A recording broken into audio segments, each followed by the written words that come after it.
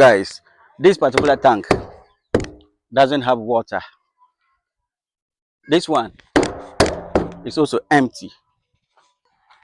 This third is also empty, and that one is also completely empty. The little water that is left is around here, which I try to open, fill my gallons, then carry it on top of the overhead tank, pour into my water receptacles before I can open it to my chicks. So after today, if I don't get the water tanker service I ordered for, my chicks may die because there is no water to give them to drink. And that is the plight of my community, Sanaro Kuku, and the plight of many, many millions of Ghanaians across the country. How? The Ghana Water Service, the Ghana Water Company, is not reliable. And there are times that the water doesn't flow at all. So, I thought it was just the fact that the water wasn't having pressure to be able to flow from here. It's open like that. So, upon advice, I decided to do this underground tank. So, the little water that collects under is able to enter into this underground tank because there's no pressure to get the water here, but then the little one comes here. That is the hope I had and constructed this particular chicken house. Even though others were saying that, oh, the water will flow, the water will flow, the water will flow. I still went ahead to construct this underground water tank, and the water was flowing beneath the pipeline into it. And for 2 months, everything was quite okay. Even then, my community members, most of them, let me say all of them, who don't have the ability to construct tanks like this, even those who have the ability, because they're located uphill, they are not able to get water into their tanks. And for which 2 months pass, my chicks have been relying on that particular water. But then, for a week now, the tap hasn't opened. When we call them, they say they have opened the tap, but the water doesn't flow. And now, we are virtually a day to completely running out of water, even for my family use.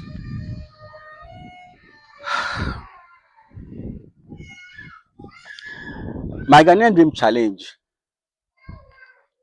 How is it possible that a country over 60 years of independence, electing leaders upon leaders, even though there are some intermittent coups in the past, cannot commonly, in the past few days, in search of farmland, I went to communities that there is a lot of water there, not up to 100 kilometers away from Tamale here.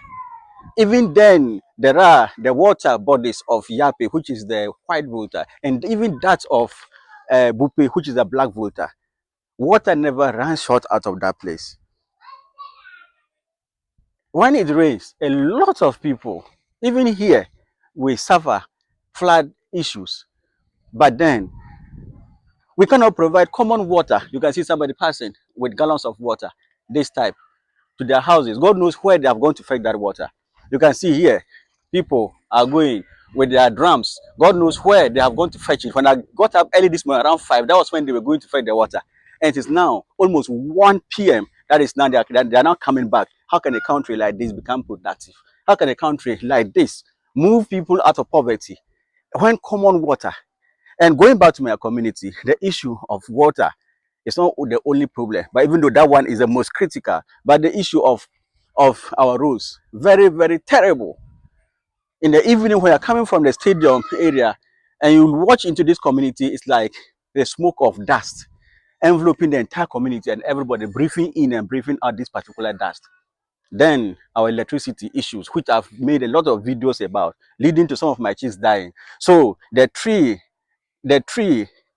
major challenges of lights, electricity, water, and electricity, water, and roads combined threaten the survival of my chicks. No, probably no, even no wonder the chicks are suffering respiratory infections and even dying. That I'm just reporting on in my channel. How? And these are not in isolation. There are many communities in the north, many communities in the country that lack common water, common electricity, and common roads. How can a country develop like this? If a country with its youth, with degrees, well educated, travel out of the country to do menial jobs, simply because even if they choose to stay in the country, they may either not get work or they will get work which pays next to nothing. And those of us who choose not to look for work in the public service or even private and choose to create our own work, this is what we have to suffer. How can a country do this to its citizens? How? So that if other leaders are around the world call the country like this shithole, then you dare challenge them that it is not a shithole. It is not. And you can't even provide water for your people. If it is not.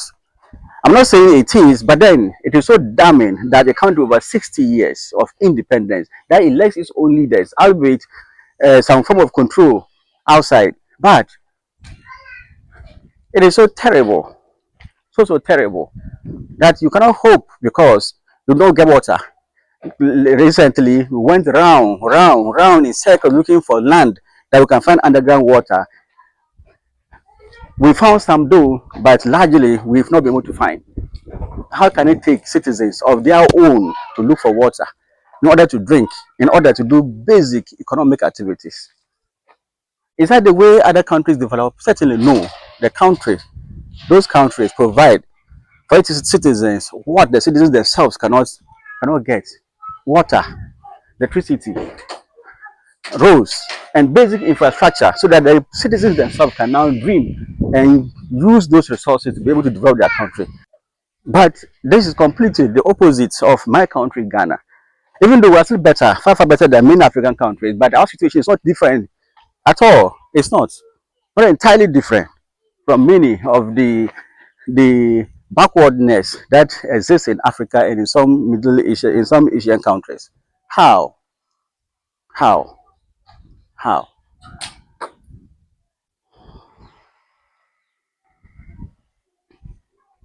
So my 1,000 birds don't make it to the laying stage, or they lay, but then the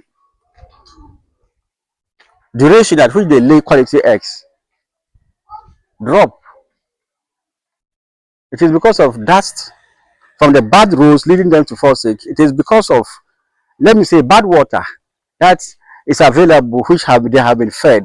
It is also because of frequent light out, leading to they being scared all the time, and so on and so forth.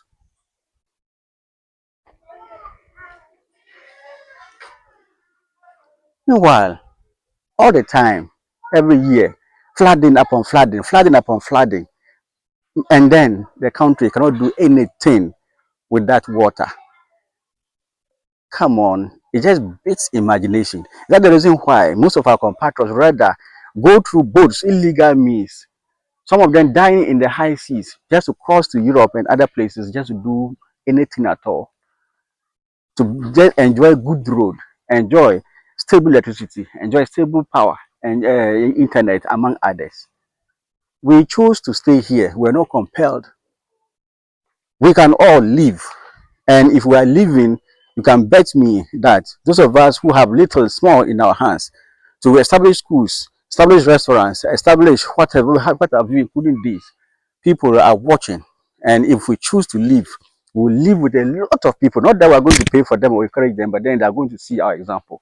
That when we are trying to live Ghanaian dream and doing our best, not being lazy and not being over complaining, but trying to find solutions. If this happens, then for them, what is going to happen to them? They would rather just find it very easy to take a decision to leave. Should this project suffer, should this project not succeed, and it is not because of negligence, not because of means which is unexplainable, it is because of this pettiness of water, electricity, and what have you, it will question a lot on my hope in Ghana as a place that can meet and meet the hopes of people, of young people. I do not expect, though I expected Akoko Nkete's benefit support, but I knew I wouldn't get because I'm not a card bearing member. I knew I wouldn't get the small chickens, the day chickens. I knew I wouldn't get any feed. I knew I wouldn't get anything unless the will of God, the grace of God.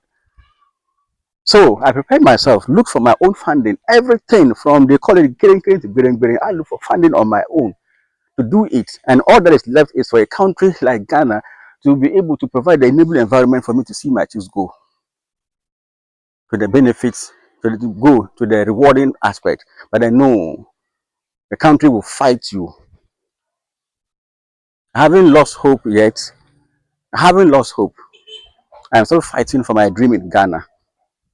But the challenges are obvious. But we will scale this, which is always my belief that this will be scaled. Thank you for watching. See you another time.